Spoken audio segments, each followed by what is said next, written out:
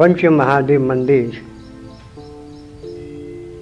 બાંધતા પહેલાં અને બંધાઈ ગયા પછી પણ સાસા હંસોની અવર જવર થતાં અમને એમના પૂર્વ આત્માની ઓળખાણ થઈ છે.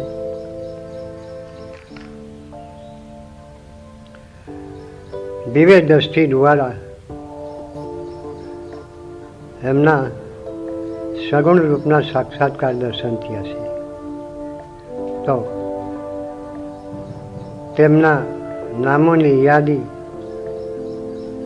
વિશે એક વિડીયો રજૂ કરું છું. મહેશભાઈ પ્રભાતભાઈ પટેલ સારંગપુરના તે પ્રથમ મંદિરનું બાંધકામ થતાં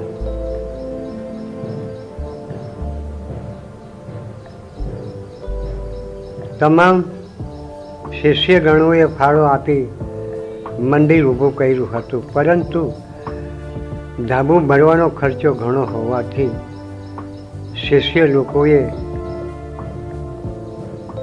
ઊંચો હાથ કરી દીધો. આથી મહેશભાઈએ જે ધાબાનો ખર્ચો હતો તે માથા પર લઈ લીધો અને ધાબુ મંદિરનું આશ્રમ પૂરું કર્યું છે. તો એ સગુણ રૂપમાં મહાદેવ આ મંદિરના કામકાજ કરવા માટે એને સગુણ અવતાર સારંગપુરમાં લીધો હતો. તેમજ એમની સાથે રાયસિંગભાઈ દરબાર આ મંદિરના કામકાજ કરવા માટે એ ઉપસ્થિત હતા. આશ્રમની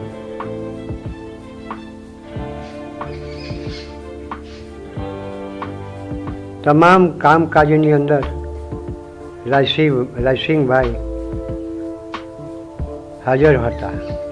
તેમજ મુગટ ચડાવવાનો સમય આવ્યો ત્યારે રાયસિંગભાઈ અનુભવ ના હોવાથી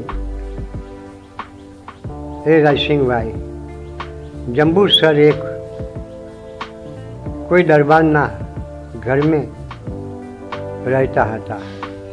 6 મહિના પછી એની શોધ કરી અને પૂછપરછ કરતા જણાયું કે મહારાજ, અમને મંદિરનું શિખર ચડાવવા માટેનો અનુભવ નથી, આથી અમે તમારી શરમે આ કામ બંધ છોડી કરી અને ચાલ્યા ગયા છે.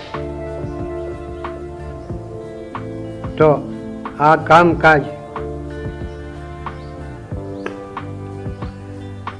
કામકાજ અધૂરું રહેવાથી 6 મહિનામાં જગદંબાની આરાધના કરી, સદગુરુ શિવગીરી મહારાજની આરાધના કરી, આથી પાવાગઢ પરથી માતા મહાકાળીને પતાઈ રાજા સગુણ રૂપમાં આવ્યા છે. તેમને આ આશ્રમનું કામ પરિપૂર્ણ પાર કરી લીધું છે. તો સગુણ રૂપમાં સાક્ષાત મહાકાળી અને પતાઈ રાજા નામને દર્શન થયા છે. તેમજ શંકર પાર્વતી સમુસલ ગામના એ પણ સગુણ રૂપમાં આવી અમને દર્શન થયા છે અને તેમના પુત્ર ગણેશજીને અમારા મુરીદ બનાવ્યા છે, દીક્ષા આપી. આથી એ સમુસર ગામમાં સાક્ષાત્કાર આજે પણ રહે છે. શંકર પાર્વતીનો અવતાર સગુણ રૂપમાં થયો છે. તો ગણેશજી અમારા પ્રથમ શિષ્ય હતા. શંખચૂડના દર્શન અમને થયા હતા. એ શંખચૂડ ઘણા વર્ષો દ્વારા અત્યાચાર કરતા હતા, લડત કરતા હતા, તેમજ એમને મારવા માટે મૃત્યુલોકમાં કોઈ એવો પુરુષ ન હતો. એટલો ભયંકર એ શંખચૂડ હતો. અને દિશાળ ગામમાં એનું મૂળ રહસ્ય સ્થાન છે. દિશાળ ગામમાં એ રહેતા હતા. ત્યારે એ શંખચૂડ નામને સાક્ષાત્કાર દર્શન થયા. એમના પૂર્વ પાછલા જન્મની અમે થોડીક ઇતિહાસ જાણી ગયા કે રાધાજીએ સુદામાને શ્રાપ આપેલો. આથી સુદામા રાક્ષસ બની અને નારદજી ભગવાનને પૂછપરછ કરતા એમને નારદજી ભગવાને જવાબ આપ્યો હતો કે હવે તમારે અત્યાચાર કરવો પડશે. તમારા માટે ભગવાન સાક્ષાત્કાર અવતાર લઈને આવશે. તે પછી તમને અસલ સ્વરૂપમાં મુક્તિ મળશે. ત્યારે એ દ્વાપરમાં શ્રી કૃષ્ણ ભગવાન અને સુદામા મિત્ર હતા. પરંતુ રાધાજીને નમતા ના હતા. એ શ્રી કૃષ્ણ ભગવાનને નમતા હતા. આથી એને શ્રાપ મળેલો. તે કળિયુગની અંદર સાક્ષાત્કાર એ શંખચૂડના દર્શન થયા છે. અને અવશ્ય એમ કરવા જતા ભગવાન શિવે નારદજીને પૂછ્યું. નારદજીએ કહ્યું છે કે એની પત્ની સતી છે તુલસી, તો એ પતિવ્રતા ધર્મ પાળનાર સતી છે મહા, એ કદી એમ શંખચૂડ મળે એમ નથી. ત્યારે મહાદેવ અમને આ ફરિયાદ કરવાથી અમે આની લીલા કરી અને શંખચૂડને અમે અદૃશ્ય કરાયું છે. દેવર્ષિ નારદ મળ્યા હતા. મહારાષ્ટ્રની અંદર ભયંકર રૂપ ધારણ કરી અને ઘણા વર્ષો મારી પાસે ચાલ્યા. પ્રથમ અમે શ્રીમદ ભાગવત ઉજવી. તેમાં હનુમાનજી દાદા અને નારદજી ભગવાન આવીને બિરાજમાન હતા. 10 દિવસ પછી એમની અમને ઓળખાણ થઈ કે ભગવાનની કથા જ્યાં બી થાય છે ત્યાં આ બે અવશ્ય હાજર રહે છે. એમના વચનો કરાર થઈ ગયેલા છે ભગવાન સાથે, એટલે ખરેખર એ હાજર રહે છે. આથી અમે એમના સ્વરૂપને જાણી અને દાન દક્ષિણા આપી હતી. તેમજ હનુમાનજી દાદા અમને ઓમકારેશ્વરથી શિવલિંગ અમે લાવ્યા. વેદિહી લાવ્યા. તે વેદિહી નંદરબારમાં જલખા ગામમાં જે મધુભાઈના ભાઈ દરજીભાઈ હતા એના ઘરમાં શિવલિંગ મૂકીને આવ્યા હતા. 100 મહિના પછી એ શિવલિંગ લઈને એ કાળમાં મધુભાઈ સાથે એ ભાઈ આવ્યા છે. કોકની પાડાની બાજુમાં પહાડ છે, પહાડની બાજુમાં મંદિર છે. ત્યાં એ સાક્ષાત્કાર મંદિર બાંધી અને હનુમાનજીની સેવા કરે છે. તે સાક્ષાત્કાર હનુમાનજીનું સ્વરૂપ છે. તે અમને આવી અને મળ્યા હતા. તેના સાક્ષાત્કાર સગુણ રૂપમાં દર્શન થયા હતા. મહાદેવ નિરાકાર જે શિવરાત્રિના અપાસ કરતા હતા મહા મહિનામાં. એ દિવસે થોડો આખો મહિનો અમે અપાસ કર્યો અને મહાદેવને અમે ફરિયાદ કરી છે કે પ્રભુ, મેં આટલી ઉંમરે તમારો મહા મહિનો પાડ્યો છે, મને કોઈ ચમત્કાર દર્શન નથી થયા. ત્યારે મહાદેવે 5:30 વાગે મંદિરમાં આવી અને લગભગ ઓછામાં ઓછી 15 ફૂટ ઊંચાઈમાં અને જાંબુડિયો જબો પહેરેલો અને આવીને સાક્ષાત્કાર નિર્ગુણ રૂપમાં અમને દર્શન આપ્યા હતા. મહાશિવરાત્રિમાં આજથી લગભગ ઓછામાં ઓછી 10 વર્ષ અગાઉ દશામાના દર્શન અમને. દશામાં જ્યારે આ જગતમાં હવ કોઈ દશામાના વ્રતો પાડે છે, દશામાની મૂર્તિ બેસાડે છે, ત્યારે અમને થોડું મનમાં એવું થયું હતું કે આ લોકો એકબીજાને જોઈને આ ઉત્પાદન કરી રહેલા છે. સાચું કદાચ મને લાગે કે ન લાગે એ બહુ નક્કી નથી.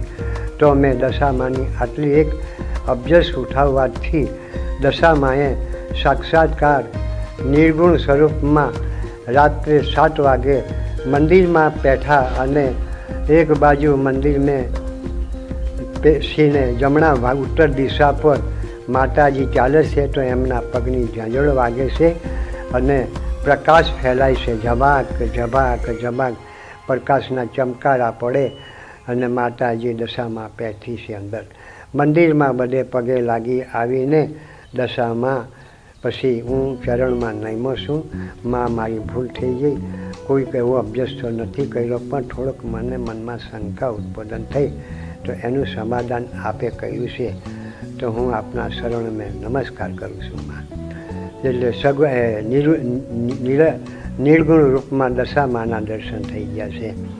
ગૌતમ મુનિ જે રામા અવતારમાં મને પ્રત્યક્ષ મળ્યા હતા અને એમની પત્ની જે અહલ્યાને અમે જે શ્રાપમાંથી મુક્ત કરી હતી તે પણ આજે અમને આવીને મળ્યા હતા.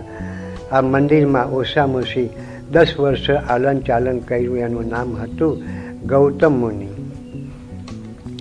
પણ એ સગુણ રૂપમાં અહીંયા એમનું નામ પડ્યું હતું જબ્બા મહારાજ અને એમની પત્ની એમની સાથે હતી તે અહલ્યા હતી.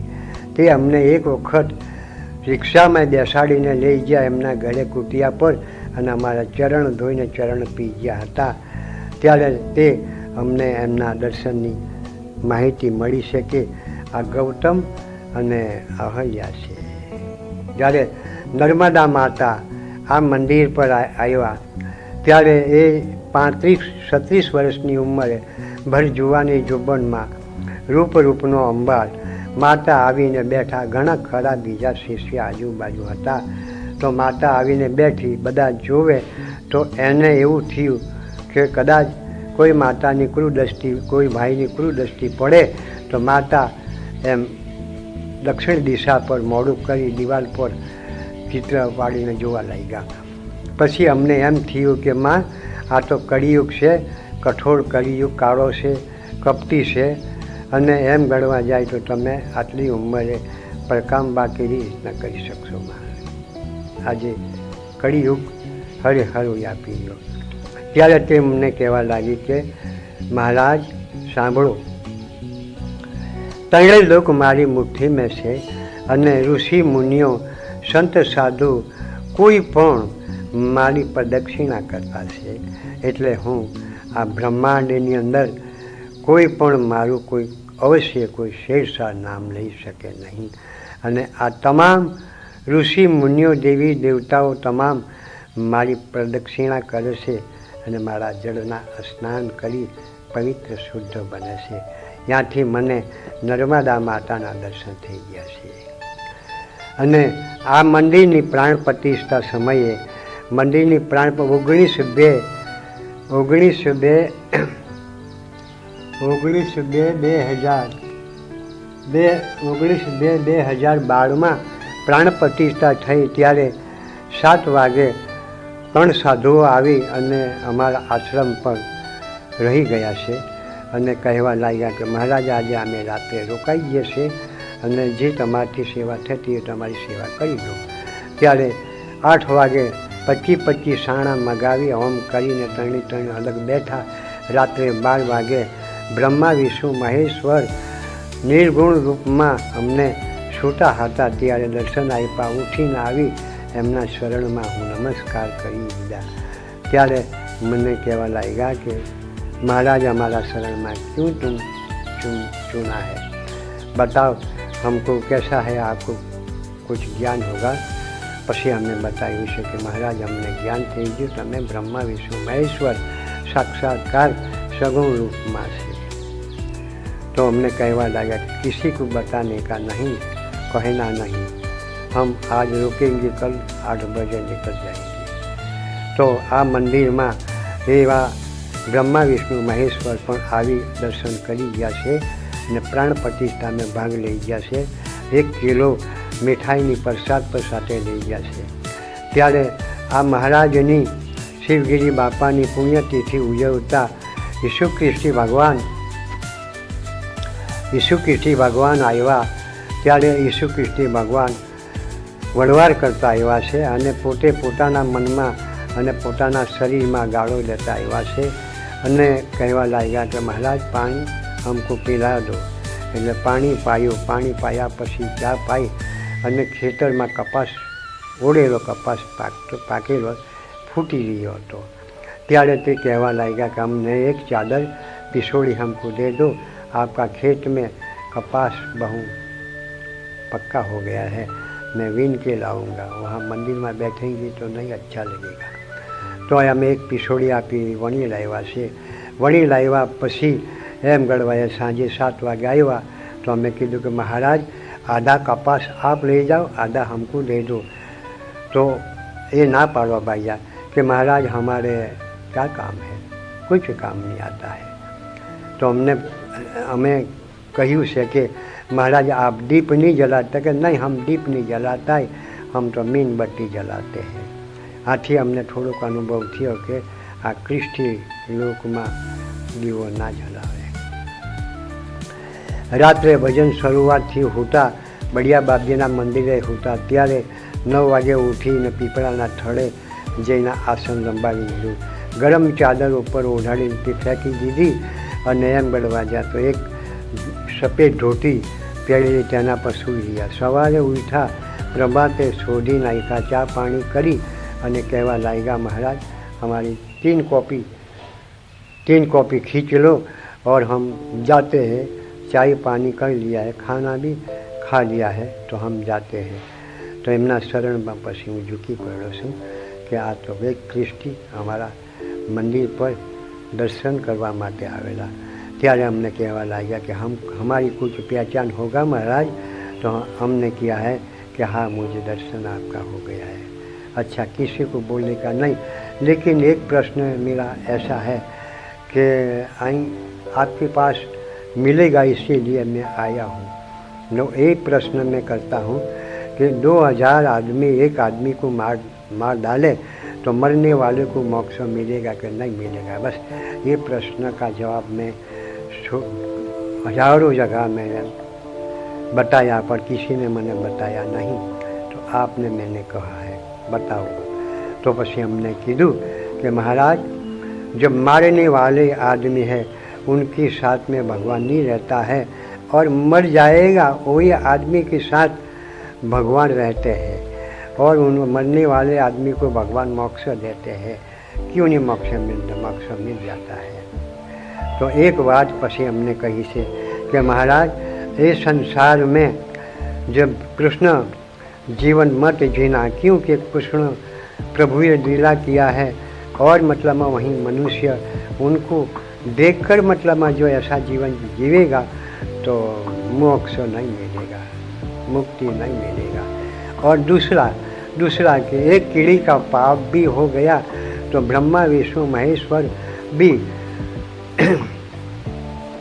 धर्म राजा के पास नहीं जा सकेंगी और वही भी मतलब में वापिस आना पड़ेगा, उनको भी भोगना पड़ेगा. ये कीड़ी का पाप भी और बहुत भारी हो जाता है. और મને પછી કેવટના દર્શન થયા છે જે રામા અવતારમાં મને મળ્યા હતા. કેવટ ગંગાને પાર કર્યા હતા ત્યારે યોગ સિદ્ધિ પ્રાપ્ત કર્યા પછી અમે એવું મનમાં ધારણ કર્યું હતું કે મારે કાશી જવું છે પણ કોઈ સાધન મને મળે નહીં, મેં જોઈ નથી, કેમ જામ. ત્યારે 10 વર્ષ પછી કેવટ સારંગપુરની અંદરથી આવી અને કહેવા લાગ્યો કે ચાલો મહારાજ આજે અમે કાશી જઈએ છીએ અને 2 માણસની ટિકિટ કાપી હતી પણ એક માણસના ઘરમાં વિઘ્ન આવી ગયું, આથી અમે એક ટિકિટ હાજર પડી છે તો તમને લઈ જઈએ છીએ. ઘણા ખરા શિષ્ય મહેશભાઈએ તેમાં હુમાનભાઈએ આ ચર્ચા કરી છે મહારાજ કે મહારાજને લઈ જાઓ કાશી જવા માટે તો મના કરતા છે. તો આથી એ કેવટ મને કાશી લઈ ગયો છે. સુરતથી ગાડી સીધી જઈ 3 દિવસે અમે કાશી બનારસી ઉતરી પડ્યા છે અને કાશીમાં જઈને અમે એક મહાત્માના ઘરે રહ્યા મહાત્માનો આશ્રમ નાનો કમઠો હતો, મંદિર બી નાનું કમઠું હતું. ત્યાં જઈને અમે ચા પાણી કરી અને રાત્રે છૂટા અમારી પાસે બિસ્તારા બધા લઈ લીધા. 29,000 રૂપિયા એ સાધુએ અમારી પાસેથી લીધા અને કીધું કે તમે સુકે ત્યાં સૂઈ જાઓ અને આનંદ કરો, જતી વેળાએ તમારા બિસ્તારા સર સામાન બધું મારી પાસે લઈ જાઓ. પછી રાત્રે સૂતા પછી 12 વાગે લગભગ ઓછામાં ઓછી સાંઈ બાપા આવ્યા. લીલી કપની પહેરી હતી અને લીલી પાઘડી બાંધી હતી માથે અને હાથમાં એક કંડિયો લઈને હાથમાં એક દંડો लेना आया। महाराज आप बहुत दूर से आता है, सुनो मेरी बात सुन लो।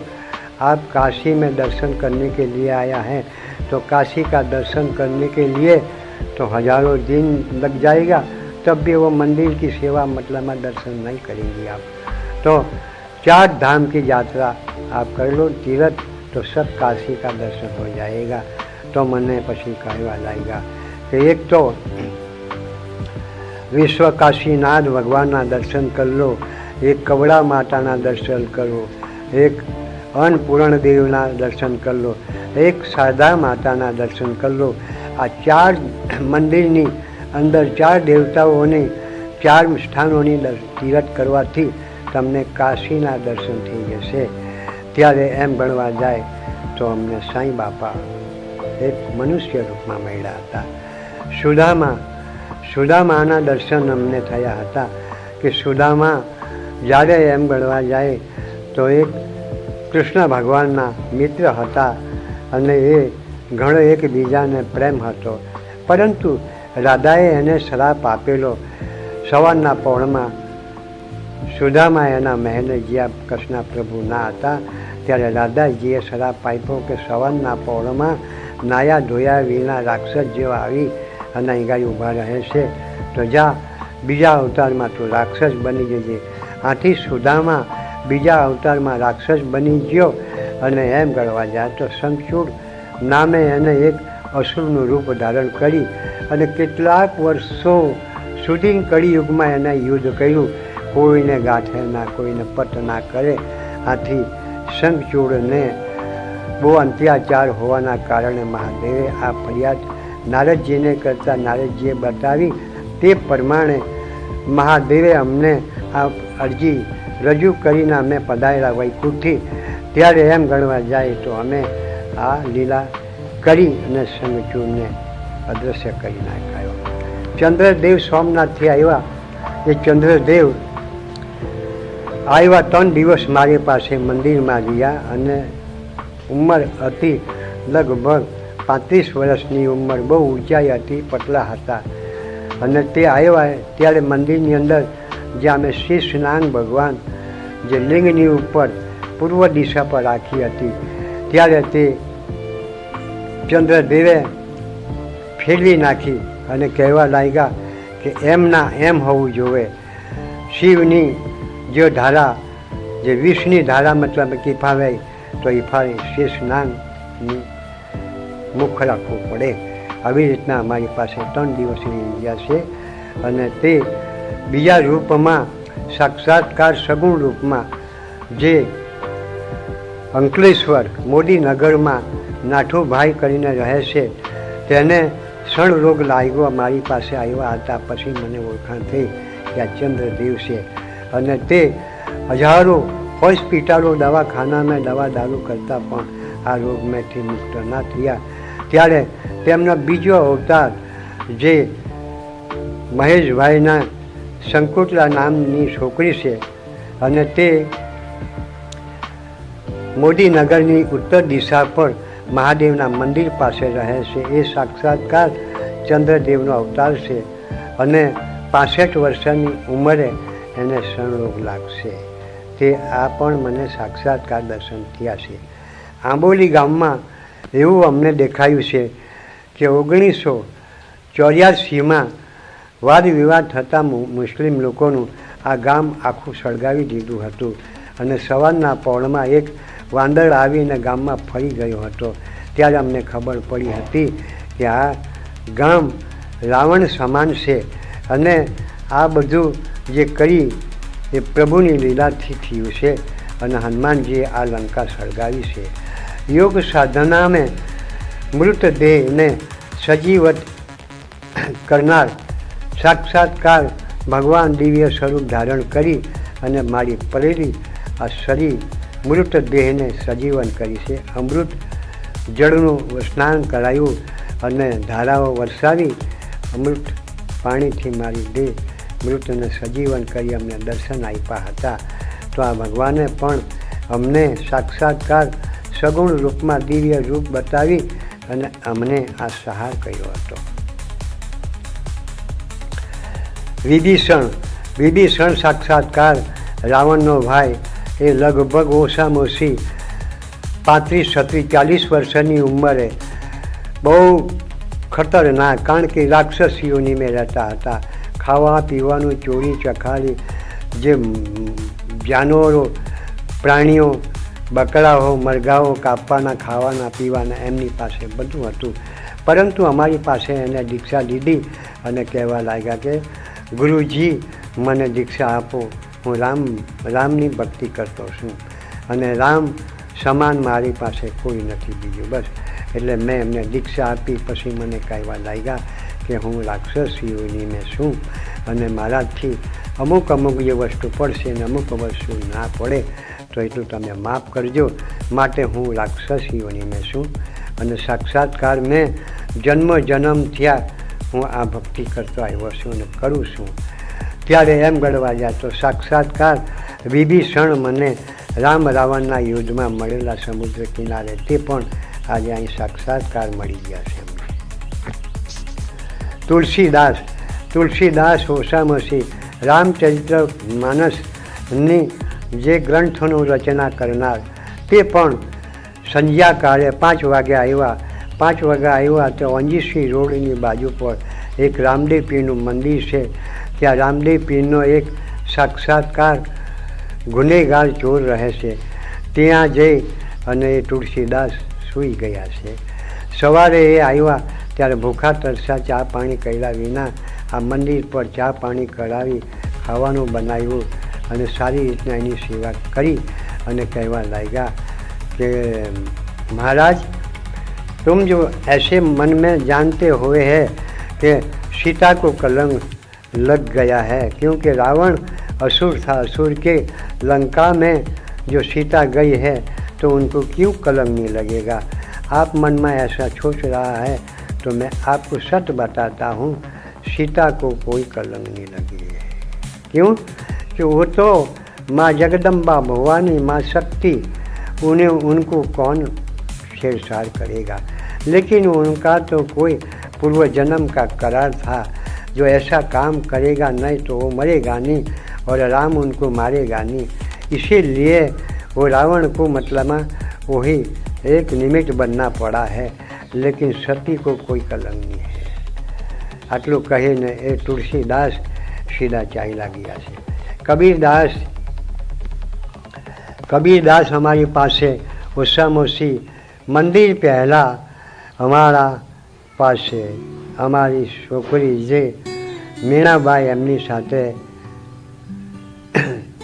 लग्न कीधा છે અને તે શરૂઆતથી અમારી પાસે રહે છે. જેને અમે કાશીની અંદર જે કબીરદાસે પ્રોગ્રામ રાખેલો ત્યારે એમને અમે એક વંજાળા રૂપમાં એના ભજનની લાજ રાખી હતી. ભજન રાખ્યું હતું અને ભજનની અંદર સર્વ જગાએ આમંત્રણ આપી દીધું. ભક્તો લોકો સાંજ પડે ને બધા ઉપસ્થિત થવા લાગ્યા તો મેળો જેવો ભરાઈ ગયો. ત્યારે અમે લક્ષ્મી સાથે કબીરદાસનું ભજન કરાવી દીધું છે. વંજારા બનીને અમે પોઠો ભરીને જે પણ પકવાનો જે કંઈ ખાવાની વસ્તુઓ વિગતોને પૂરી પાડી, ચા પાણી કરાવી, ખવડાવી, પીવડાવ્યું, સુવડાવ્યું, અનેક જાતની બેઠકો, ડોગળા બોગળા ફાટરવાના બધા તમામ અમે પોઠો ભરી લાવીને કબીરદાસને ભજન કરાવ્યું હતું. તે અત્યારે પણ કબીર મારા પાસે છે જ. છતાં એવી એમ ગણવા જાય તો બીજા અન્ય દર્શન મને થઈ ગયા છે તો મને એવું થાય છે કે આટલા જો અંશો મારી પાસે આવ્યા આ પંચ મહાદેવ મંદિર પર અને મેં એને નિર્ણય કર્યા, દર્શન કર્યા તો પછી એમ ગણવા જાય તો મારું સ્વરૂપ કોણ છે અને મારા દર્શન કરવા માટે આવા જો અંશો મારી પાસે આવ્યા તો તે કોણ છે અને અમે કોણ છે? તો આ પબ્લિકને, આ પ્રજાને, આ જનતાને ખૂબ વિચારવા જેવું છે. ખોટું તો અમે નહીં કહી શકતા, પરંતુ સાક્ષાત્કાર અમને પરમાત્મા જે બ્રહ્માંડમાં નિર્ગુણ નિરાકાર જે વ્યાપી રહ્યો છે તેના દિવ્ય સ્વરૂપનું દર્શન થવાથી અમારી ત્રિવેદી નેત્રનું જ્ઞાન છે અને ત્રિકુટી પર અમારી દિવ્ય દ્રષ્ટિ ખોલેલી છે. આથી અમે સર્વના દર્શન કરી શક્યા છે. અમારા જેટલા બી અવતાર થયા છે તે અવતારોનું બધું અમને જ્ઞાન પ્રકાશિત થઈ ગયું છે. છતાં એ બી પણ અમે એવું નથી કહી શકતા કે અમે આ જ છે.